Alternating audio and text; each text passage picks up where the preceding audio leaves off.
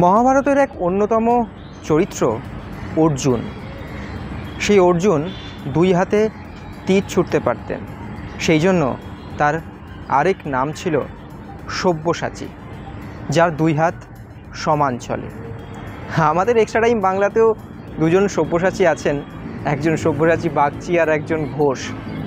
আর বাংলার ক্রিকেটেও একজন সব্যসাচী আছে, যার দুই হাত সমান চলে। আন্তর্জাতিক ক্রিকেটেও উদাহরণ রয়েছে কামিন্দু মেন্ডিস, শ্রীলঙ্কান স্পিনার, সেও দু হাতে বল করতে পারে। কিন্তু আমাদের বাংলাতেও রয়েছে সেই অনন্য প্রতিভা, সেই বিরল প্রতিভা।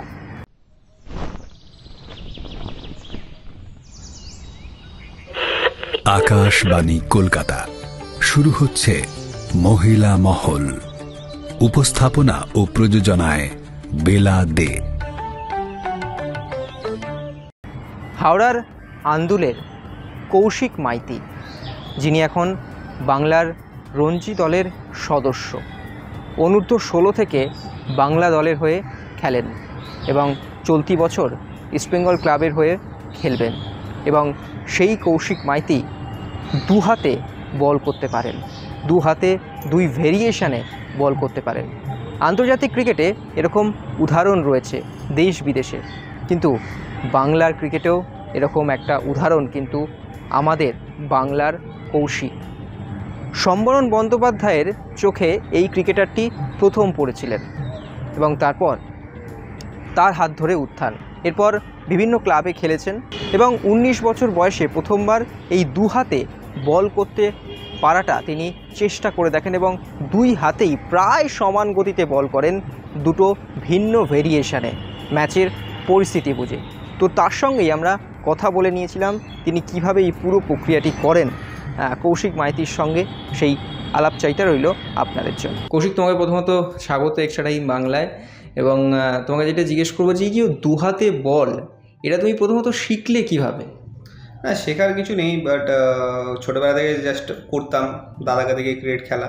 তো ওই গিয়ে ছোটোবেলায় যেরকম সবাই মানে বল ফল করে ওই করতাম, ওই ডান হাতে ছুটতাম বেসিক্যালি। তো ব্যাটিংটাই অত করতাম বেশি, আর ডান হাতে ছুটতাম বলে স্যারও বারণ করতো যে বলিং কিছু করিস না, অন্য কিছু কর, অন্য কিছু ট্রাই কর। ওই ট্রাই করতে করতে লেফট হ্যান্ড স্পিনটা তখন এসে, ছোটোবেলায় বাঁ হাতে সাধারণত অত জোর ছিল না, তো ওই মানে করতাম কোনো রকমভাবে লেফট হ্যান্ড স্পিন করতাম। যত এবার বড় হতে লাগলাম তো লেফট হ্যান্ড স্পিনটা নিয়েই কাজ করলাম। তো এখন লেফট হ্যান্ড স্পিনটা নিয়েই চলছিল পুরোটা। আর এটা চলতে চলতে আমি যখন আন্ডার 16 খেললাম তখনও লেফট হ্যান্ড স্পিন হিসাবে খেলেছি, আন্ডার 19 যখন খেলেছি তখন as a left hand spinner হিসেবেই খেলেছি। তারপরে আন্ডার 19 পরে আমি চেষ্টা করলাম যে রাইট আর্ম অফ স্পিনটা যেই চেষ্টা করি যদি হয়, তো যখন হলো তখন ডিভিশনে আমি ট্রাই করলাম, তো দেখলাম সাকসেস হলাম। তারপর থেকে অফ স্পিন করা চালু করলাম। আচ্ছা, মূলত কোন হাতটা বেশি এফেক্টিভ, মানে কোন হাতটা তোমার মানে বেশি পছন্দের বা কোন হাতটা বেশি স্ট্রেংথ? আমার এখন তো ডান হাতে বেশি স্ট্রেংথ পাই, যেহেতু আমি ছোটোবেলা থেকেই রাইটি, তো এখন ডান হাতেই আমার বেশি। আর লেফট হ্যান্ড স্পিনটা আমার মানে তুলেছি ছোটোবেলা থেকে করে করে বল করে করে সেটা তুলেছি, কিন্তু আমার ডান হাতটা সব থেকে মানে স্ট্রং হাত। দু হাতে কি একই রকম ডেলিভারি করো বা কি ধরনের, যদি একটু খুলে বলো? না, জাস্ট লেফট হ্যান্ড স্পিন, যেন লেফট আর্ম অর্থোডক্স স্পিন যেরকম হয় ওটা করি, আর নর্মাল অফ স্পিন করি, এর বাইরে আমি কিছু করি না। আচ্ছা, ধরো ম্যাচের সময় কি মানে মানে কি সিস্টেমটা আছে বা কি নিয়মটা আছে যদি একটু বলো, যে 6টা বলই কি বাঁ হাতে করতে হয়, আবার পরের ওভারে ডান হাত, না কি এই সিস্টেম? না, সেরকম কিছু না। তোমার কাছে ওভারে তোমার কাছে 6টা বল থাকবে, তো তুমি দু হাতেই বল করতে পারো। মানে খালি আম্পায়ারকে জানাতে হবে যে আমি রাইট আর্ম করছি কি লেফট আর্ম করছি। হ্যাঁ, মানে ব্যাটসম্যানরা তো কাজে সমস্যায় পড়ে যান মাঝে মধ্যে। হ্যাঁ, ব্যাটসম্যানকে অ্যাকচুয়ালি সমস্যা ফেলার জন্যই দু হাতে বল করাটা, যে ব্যাটসম্যানকে ট্রাভেল দেওয়ার জন্যই। মানে কোন সময় বেশি চেঞ্জটা করো ম্যাচে? আমার কোন সময় নর্মাল থাকে যে লেফটি আসলে আমি অফ স্পিন করবো, আর রাইটটি আসলে লেফট হ্যান্ড স্পিন করবো। যেহেতু বল মানে দুজনেরই বাইরে যায়, তো বাইরের বল খেলাটা একটু প্রবলেম হয় অনেকেরই, অনেকেই খেলতে চায় না। তো এই কমফোর্টেবল মানে আনকমফোর্টেবল করবার জন্যই আমার এই বোলিংটা করা, আর কিছু না। বা বেসিক্যালি এবার ধরে নাও ওয়ানডে ক্রিকেট কিংবা তোমার T20 ক্রিকেটে এই লেফট আর্ম স্পিন অফ স্পিনটা খুব মানে এফেক্টিভ, যে অতটা রান হয়তো বেরোয় না, কিন্তু লেফটি ব্যাট করছে আমি যদি লেফট আর্ম স্পিন করি, বল ইনকামিং মারতে সুবিধা হয়।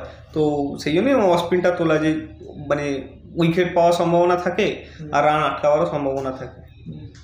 সেক্ষেত্রে সম্বরণ বন্দ্যোপাধ্যায়ের চোখে তুমি পড়েছিলে, আমাদের সকলের প্রিয় মাদুদা, এবং সেক্ষেত্রে কিভাবে এই যে কোচেরা কোনো সময় কি বারণ করেছেন যে এই হাতে কেন বল করছো, বা এটা যদি একটু বলো। না সম্বরণ স্যার আন্ডার-14 খেলেছি যখন, সম্বরণ স্যার তখন তো লেফট হ্যান্ড স্পিনই করতাম। তারপরে যখন বড় হলাম স্যারের সাথেও সাজেশন করলাম, বলে স্যার কোনোদিনই বারণ করেনি, বলছে এটা ইউনিক জিনিস, তো এটা করতে থাক, হয়তো একটা টাইমে গিয়ে এটার জন্যই তুই হয়তো বেঙ্গল খেলবি কিংবা আরও বড় কিছু হবি।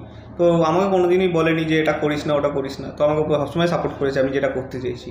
তোমার কি মনে হয় এটা একটা এক্সট্রা অ্যাডভান্টেজ, সেই জন্য তুমি দলের সুযোগ পেয়েছো, বেঙ্গলের আন্ডার-16 থেকে দলের সুযোগ পেয়েছো? তো যেরকম আমি বললাম যে 16 আমি লেফট হ্যান্ড স্পিন করতাম আর 19ও লেফট হ্যান্ড স্পিন করতাম, 19-এর পর আমি এটা যেহেতু ধরেছি, হ্যাঁ কিছুটা তো অ্যাডভান্টেজ আছে, কারণ আমিও বুঝতে পারছি যে অনেক ছেলেই ক্রিকেট খেলছে, তো অনেকেই লেফট হ্যান্ড স্পিন করবে, অফ স্পিন করবে, তো আমার মধ্যে যেটা মানে কিছু ট্যালেন্ট আছে সেটা আমি নিজের জন্যই করেছি অ্যাকচুয়ালি, যে প্লেইং 11 আমাকে থাকতে হবে, প্লেইং 11 আমি থাকলে আমি কী করে ম্যাচ জেতাতে পারবো, কী করতে পারবো। প্লেইং 11 না থাকলে তো ওরকমভাবে ম্যাচ জেতানো যায় না, তখন এসে হয়তো 12 ম্যান কিংবা 13 ম্যান হয়ে এসে ফিল্ডিং করে তোমাকে কিছু এক্সট্রা করতে হবে, ব্রিলিয়ান্ট ক্যাচ করতে হবে, রান আউট করতে হবে। তো আমি প্লেইং 11 খেলতে চাইতাম, তো সেই জন্য এটা করা যে দু হাতে বল করতে পারি, সবার নজরে থাকবো, হয়তো এটা একটা অ্যাডভান্টেজ, আমার জন্য অ্যাডভান্টেজ, টিমের জন্য একটা অ্যাডভান্টেজ, তো কোচেরা হয়তো আমাকে সাপোর্ট করবে, খেলাবে, তো আপাতত এখন সেটাই হচ্ছে।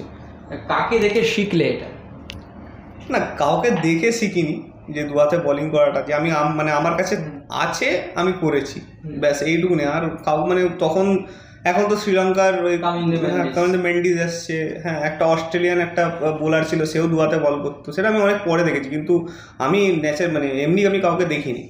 আমাকে অনেক সাহায্য করেছে হচ্ছে সুরজিৎ হালদার কাকু, যে আমাকে ছোটোবেলা থেকে দেখতো, তো উনি আমাকে একবার বলেছিল যে তোর কাছে এরকম দু হাতে বল করার আছে, তুই প্র্যাকটিস করতে থাক, তুই তুই দু হাতে বল কর, তুই সবার ফার্স্ট হবি যে বেঙ্গলে তুই দু হাতে বল করছিস। তো উনি আমাকে অনেক সাপোর্ট করেছে। আচ্ছা, কোন হাতে ব্যাট করো? আমি ডান হাতে ব্যাট করি। হ্যাঁ। আর আমাকে যদি ধরো চর মারতে বলি, কোন হাতে মারবে? ডানাতেই মারবো। ডানাতেই মারবে।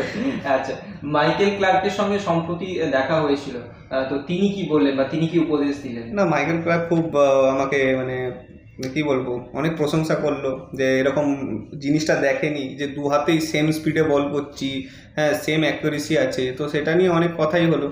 তো বেসিক্যালি আমাকে বললো যে তুমি অনেক ওপরে খেলবে, তুমি আরও প্র্যাকটিস, আরও হার্ডওয়ার্ক করতে থাকো, যেটা এখন আছে তার থেকেও আরও হার্ডওয়ার্ক বাড়িয়ে দাও।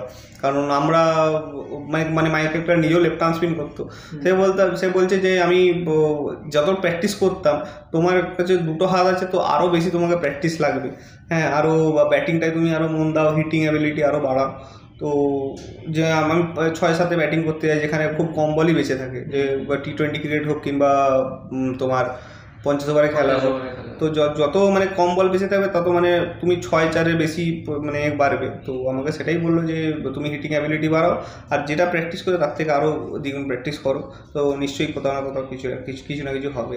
এবং উনি বলেছেন যে তোমাকে যদি আগামী দিনে IPL না দেখতে পাই তাহলে আমরা অবাক হব। সেটা ক্লার্কের বিচার, তো আমার তো ওরকম কিছু নেই, আমি জাস্ট ভালো ক্রিকেট খেলতে চাই। এবার যদি সবার নজরে আসি, আমি ভালো করতে পারলে তো আমারই ভালো। তোমার ক্রিকেট কেরিয়ারটা কীভাবে শুরু করলে এবং কোথায় কোথায় খেলেছো সেটাই একটু বলো। হ্যাঁ ক্রিকেট কেরিয়ার অ্যাকচুয়ালি দাদা যেত, বাদল বসে যেত দাদা, তো আমাদের হাওড়াতেই, দাদার সাথেই যাওয়া, তো গিয়ে ওখানেই মাঠে ঘুরে বেড়ানো, ছোটোবেলা থেকে একদম তো ঘুরে বেড়ানো, বল করা, তো আমাকে অনেক স্যারেরাও হেল্প করেছে যে ওকে এবার ক্রিকেটে ভর্তি করো। অনেক কম বয়সে যেতাম, 5 বছর বয়সে যেতাম, তো তখন আমাকে বললো যে ওই ক্রিকেটে ভর্তি করা, ওর ক্রিকেটের ছল আছে একটা, তো ওখান থেকেই শুরু করা। তারপরে আস্তে আস্তে বাদল বোস থেকে সম্বোধন স্যারের কাছে গেলাম, আমাদের হাওড়াতে একটা ক্যাম্প আছে বা দেবুদার ক্যাম্প আছে, ওখানে গেলাম, ওখানে দেবাংশু স্যার বলে একজনের স্যার দেখা হলো, সেও আমাকে অনেক সাপোর্ট করেছে, হ্যাঁ বোলিং নিয়ে ব্যাটিং নিয়ে অনেক হেল্প করেছে। এখনও আমি স্যারের কাছে যখন টাইম পাই আমি স্যারের কাছে যাই। আচ্ছা, আন্তর্জাতিক ক্রিকেটে নিজেকে কোথায় দেখতে চাও 5 বছর পর? আপাতত যে খেলবো, একটা কোথাও না কোথাও খেলবো, সেটা একটা গোল আছে, বাট ওরকম কিছু না যে খেলতেই হবে, কারণ অনেক প্লেয়ার আছে, অনেক ট্যালেন্টেড প্লেয়ার আছে, তারা সবাই খেলতে চায়, তো আমিও তার মধ্যে একজন, যে আমিও খেলতে চাই। যদি ইনকেস না হয় যে আন্তর্জাতিক খেলা, তো IPLটা যদি আমি পাই, IPLটা ভালো করার চেষ্টা করবো, তারপরে তো ভগবান আছে, ভগবানের উপর যদি আমার কোথাও পৌঁছে দেয়। Extra time.